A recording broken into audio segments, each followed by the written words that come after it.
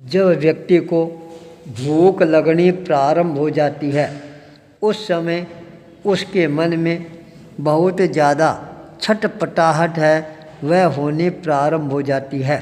एक बार छटपटाहट होने के पश्चात भूख है वह मिटने का नाम नहीं लेती है, अपितु और ज़्यादा भयंकर रूप से वह उभर कर सामने आनी प्रारंभ हो जाती है। उस समय यदि व्यक्ति थोड़ा सा भी पुरुषार्थ करना प्रारंभ कर देता है तो वह अपनी भूख का शमन और दमन करने में भी सफलता प्राप्त कर लेता है। जब तक व्यक्ति भूख को नहीं मिटाता है तब तक उसके जीवन के अंदर शांति का अवतरण है वह होना बहुत ही मुश्किल हो जाता है। व्यक्ति अपने जीवन में तभी आगे बढ़ेगा जब वह पेट को भरा हुआ रखना प्रारंभ कर देगा। जब तक व्यक्ति का पेट नहीं भरेगा तब तक उसको संसार की कोई भी वस्तु है वह अच्छी नहीं लगेगी।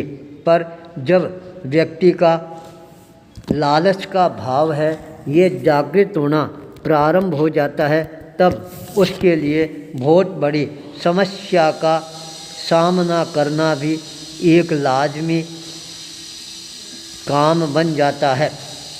जंगल का राजा शेर अपनी गुफा के अंदर आराम से सोया हुआ था और जब वह अंगड़ाई लेकर उठने का प्रयास करता है, दहाड़ मारने का प्रयास करता है, पर आज वह दहाड़ मारने में भी अपने आप को सफल नहीं मान रहा था, क्योंकि आज उसको भूखे रहते हुए 3 दिनों का समय निकल चुका था।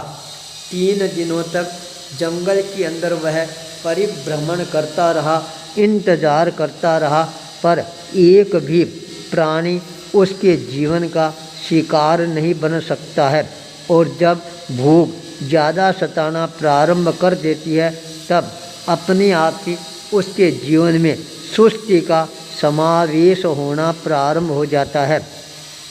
जब जंगल का राजा सुस्त हो जाता है तब वह अपनी गुफा के अंदर सो जाता है, पर भूखे शेर को है कभी नींद आती है क्या? वह छटपटाना प्रारंभ कर देता है। अब यह स्थिति आ जाती है यदि भूख नहीं मिटी है तो अब इस जिंदगी को किस तरह से मैं पूरी कर पाऊंगा, यह और ज़्यादा छटपटाहट उसके मन के अंदर होनी प्रारंभ हो जाती है। फिर मन में विचार करना प्रारंभ कर देता है, यहाँ मैं गुफा के अंदर पड़ा रहूँगा, सोता रहूँगा तो कोई भी जानवर आकर मेरा पेट भरने वाला नहीं है। क्या करना चाहिए?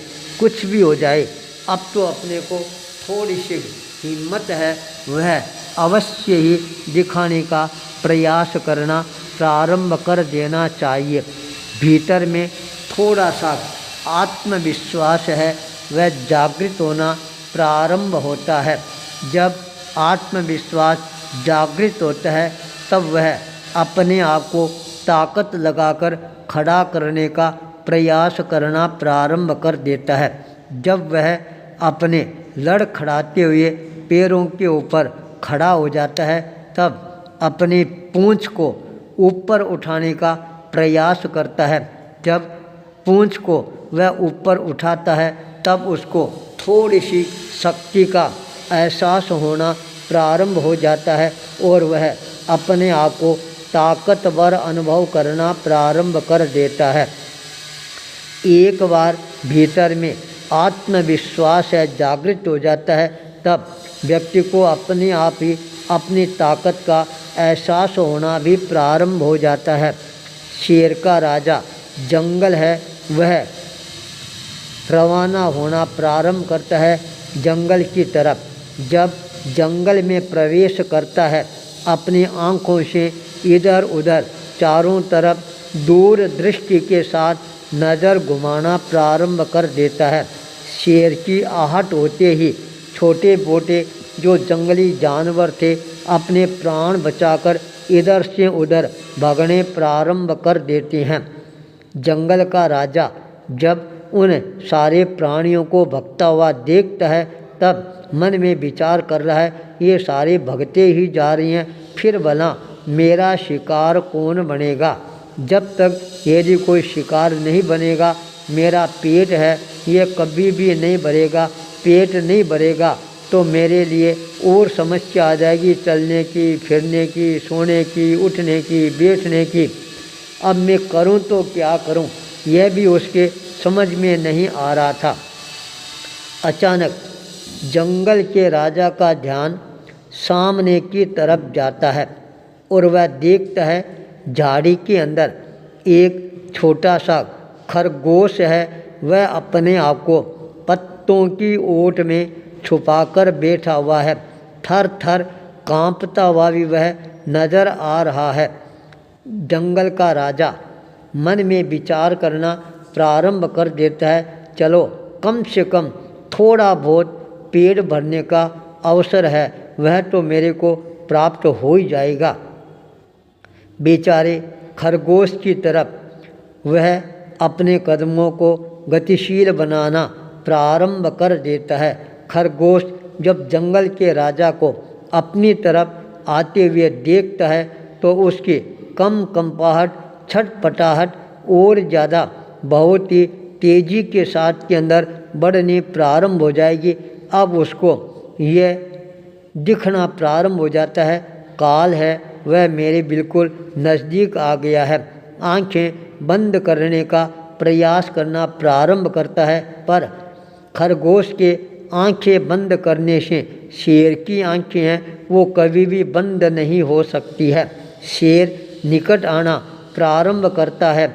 उसी समय शेर ने देखा सामने से एक बहुत बड़ा जंगल के अंदर हिरण है। वह उसको दौड़ता हुआ नज़र आता है। हिरण पर नज़र पड़ते ही शेर के मुंह के अंदर लाल टपकनी प्रारंभ हो जाती है। अरे ये खरगोश तो बहुत ही छोटा सा जीव है, इसको मैं खाऊंगा तो मेरे उदर का एक कोना है वह भी पूरा नहीं भरेगा। इसकी जगह यदि मैं इतने बड़े हिरण का शिकार करता हूँ तो मेरा पेट है वह आराम से भर सकता है। 3 दिनों की मेरी भूख है वह भी अपने आप ही समाप्त हो जाएगी। लालच के वशीभूत होकर वह खरगोश की तरफ अपने जो चरण गतिशील बन रहे थे, अचानक उन चरणों को मोड़ते हुए सामने जो दौड़ता हुआ हिरण था उसकी तरफ अपने कदम आगे बढ़ाना प्रारंभ कर देता है।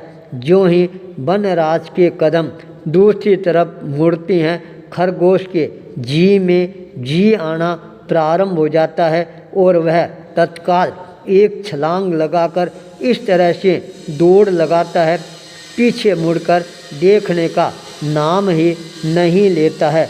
पत्तों की खड़खड़ाहट सुनकर शेर का ध्यान है एक बार उस झाड़ी की तरफ जाता है और उसने देखा, अरे जो मेरा शिकारी था और वह तो अपने प्राण मुट्ठी में लेकर पलायन कर चुका है। अब वह तेजी के साथ के अंदर हिरण की तरफ छलांगे मारना प्रारंभ कर देता है। हिरण जब जंगल के राजा को अपनी तरफ आते हुए देखता है तो हिरण मन में विचार करना प्रारंभ कर देता है, कहीं ऐसा नहीं हो यह झपाटा मारकर मेरा ही शिकार कर ले। और वह लंबी चौकड़ी भरता हुआ तत्काल वहाँ से उछल कूद मचाना प्रारंभ कर देता है। इतनी तेज़ी के साथ के अंदर आगे दौड़ता है। बेचारा शेर है, 3 दिनों का भूखा था और वह देखता रह जाता है। हिरण है, शेर की आंखों से ओझल हो जाता है, दिखना बंद हो जाता है। अब शेर अपने मन में पश्चाताप करना प्रारंभ कर देता है। हिरण के शिकार के बदले के अंदर खरगोश का जो शिकार था वह भी मेरे हाथ से निकल गया है। जो व्यक्ति इस तरह से लालच के अंदर अपने आप को आगे बढ़ाना प्रारंभ कर देता है वह व्यक्ति न आगे जाकर घर का रहता है और न ही घाट का रहता है। लालची व्यक्ति है वो हमेशा ही अपने जीवन के अंदर भूखे ही मरता है। लालची व्यक्ति कभी भी अपने जीवन के अंदर संतोष का अनुभव नहीं करता है और वह हमेशा ही खाली हाथ ही रहता है। लालच व्यक्ति को भूखे ही मारता है। आचार्य भूपेंद्र।